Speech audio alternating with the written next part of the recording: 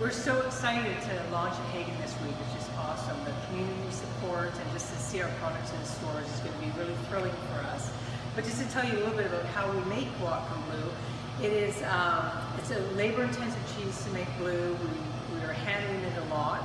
But in a nutshell, back in our production room here, on Mondays, my husband Jeff goes and picks up fresh milk from Creamery in Linden. It's about 13 miles from here. And it brings that milk back, and then we gravity feed it into our vat. We start heating right away, and within about 30 minutes we're up to temperature, and then we can put the cultures in and start the cheese making process. It's around a 5-hour process at that point.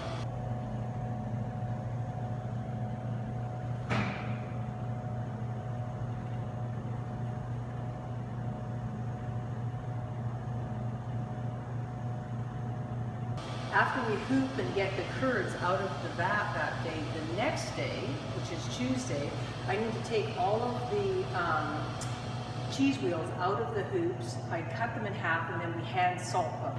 So this is just representation of day 2 of a hand salted cheese.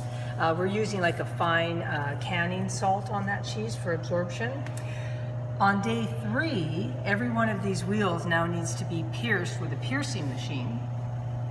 And the whole reason for the piercing machine is to put holes all the way through the cheese so that the blue can actually grow.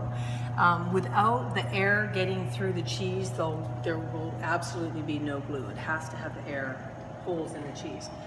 At that point, it gets wrapped up and it goes back into a gluing cooler or a wet room, which is a humidity and temperature controlled cooler. It stays in there for basically 21 plus days until it's blue. The cheese itself will be blue all the way on the outside as well. It will be covered in a beautiful, nice blue. And everyone at that point, when they come out of the bluing stage, gets hand washed with cold water. We washed every one of the wheels. They get put into another light backpack bag, and they go into a secondary aging for another 5 to 6 weeks until they age for 60 days.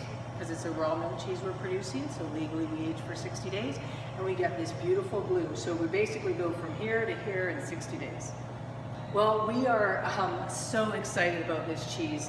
We're using raw Jersey milk from Twin Brooks. So because of the Jersey, we're getting this gorgeous yellow straw color. That's specifically because of the milk.